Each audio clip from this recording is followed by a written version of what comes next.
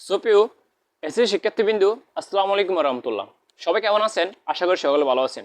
আজকে তোমাদের জন্য কয়েকটি ভেরি ইন্টারেস্টিং বিষয় নিয়ে হাজির হয়েছি।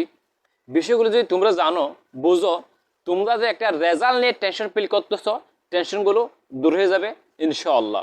বিষয়গুলো তোমাদেরকে বুঝতে হবে। বিষয়গুলো হচ্ছে যে, ভাইয়া আমাকে অনেকে কমেন্ট করছিলাম যে আমার বাংলা দ্বিতীয়তে এমসিকিউ হয়েছে 6টা, ভাইয়া শিক্ষা বোর্ডকে আমাকে পাস করে দেবে। দ্বিতীয়ত প্রশ্ন হচ্ছে যে বাংলা প্রথম পত্রের এমসিকিউ এবং বাংলা দ্বিতীয় পত্রের এমসিকিউ দুইটাই মিলে কি পাস দেবে।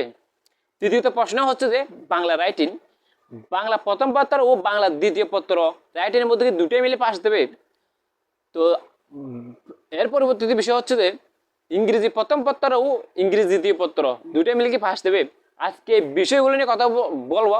বুঝতে পারতেছ ভিডিওটা খুবই ইম্পর্টেন্ট ভিডিও, তাই ভিডিওটা স্কিপ না করে না টানে সম্পূর্ণ ভিডিওটা দেখবা। দেখো, আমি তোমাদের সামনে তোমাদের এসএসসি পরীক্ষার একটা রুটিন শো করতেছি। এই রুটিনের মধ্যে তোমরা অবশ্যই দেখতে পাচ্ছ যে তোমাদের বাংলা প্রথম পত্রে যদি পরীক্ষা হয়েছে সেদিন কিন্তু বাংলা দ্বিতীয় পরীক্ষা হয় নাই। মানে অর্থাৎ আমি বোঝাতে চাচ্ছি দুইটাই পরীক্ষা কিন্তু একসাথে হয় নাই, এক এক দিন হয়েছে। ইংরেজির ক্ষেত্রেও কিন্তু সেম, ইংরেজি প্রথম পত্র যেদিন হয়েছে ইংরেজি দ্বিতীয় পত্র কিন্তু সেদিন হয় নাই, এক এক দিন হয়েছে। এক এক দিন হয়েছে। দুইটা সাবজেক্ট কিন্তু একসাথে হয় নাই, দুইটা বিষয় কিন্তু একসাথে হয় নাই। তো তোমাদের সামনে একটা মার্কশিট শো করতেছি। এই মার্কশিটের মধ্যে তোমরা দেখতে পাচ্ছ যে বাংলা প্রথম পত্র বাংলা দ্বিতীয় পত্র কিন্তু আলাদা আলাদা দেয় নাই রেজাল্ট। এখানে দিয়েছে কি বাংলার মধ্যে এত পাইছো, ইংলিশের মধ্যে এত পাইছো, আলাদাভাবে তোমাদের রেজাল্ট গুলো শো করে নেই, বুঝতো?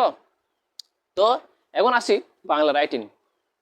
ভাইয়া তোমাদের বাংলা রাইটিং হচ্ছে বাংলা প্রথম পত্রের মধ্যে রাইটিং হচ্ছে 70 এবং বাংলা দ্বিতীয় পত্র রাইটিং হচ্ছে 70 মধ্যে তোমাকে পেতে হবে 23 যদি পাও তাহলে তুমি দুইটা সাবজেক্টে পাস করবা।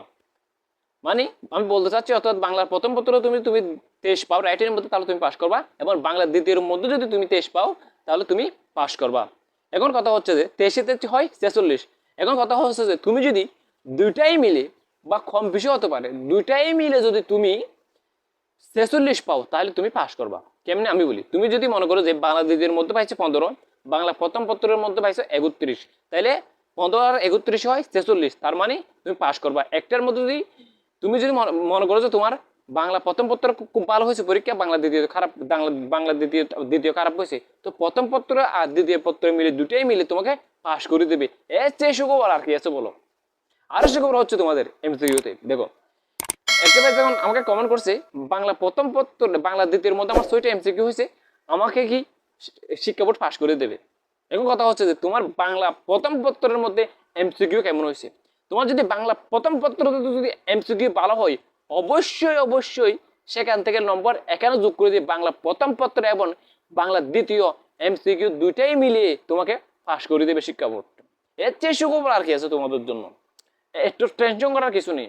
মনে করো যে তুমি পাইছো এমসিকিউ বাংলা প্রথম পত্রের মধ্যে 15টা এমসিকিউ হয়েছে তোমার, আর বাংলা দ্বিতীয়ের মধ্যে 8টা এমসিকিউ হয়েছে, তাইলে এখান থেকে দুযোগ করে তোমাকে পাস করে দিবে। এত টেনশন নিতে হবে না, বুঝছো? আর তৃতীয় ইংরেজি প্রথম পত্রের মধ্যে তোমাকে পেতে হবে কত? 33 পেতে হবে। আর ইংরেজি দ্বিতীয়ের মধ্যে পেতে হবে 33, তাহলে 33 পাইলে তুমি কত কি করবা? পাস করবা। যদি তুমি 33 পাও তাহলে পাস করবা। যদি মনে করো যে তুমি একটা সাবজেক্টে পাইছো কত, মনে করো যে 25 পাইছো, কিন্তু আরেকটা সাবজেক্ট এর চেয়ে বেশি পাইছো, এখান থেকে যোগ করে মানে এখানে বসে তো তোমাকে পাস করে দেবে। মানে মনে করো যে তোমার ইংরেজি দ্বিতীয় পত্র খারাপ হয়েছে, তার তোমার ইংরেজি প্রথম পত্র ভালো হয়েছে, তাহলে ইংরেজি প্রথম পত্র থেকে নম্বর নিয়ে ইংরেজি দ্বিতীয় মধ্যে দিয়ে তোমার রেজাল্টটা সম্পূর্ণভাবে ওরা ফাঁস করে দিয়ে সুন্দরভাবে গুজরাট একটা রেজাল্ট করবে আশা করি। আমি কিন্তু প্রতিদিন তোমাদের জন্য দোয়াই করি আল্লাহ তাআলা যাতে তোমাদেরকে কাউকে নিরাশ না করে। নিশ্চয়ই আল্লাহ তাআলা সর্বোত্তম পরিকল্পনাকারী, এই আশা রেখে আমি আমার ভিডিও এখানে শেষ করছি।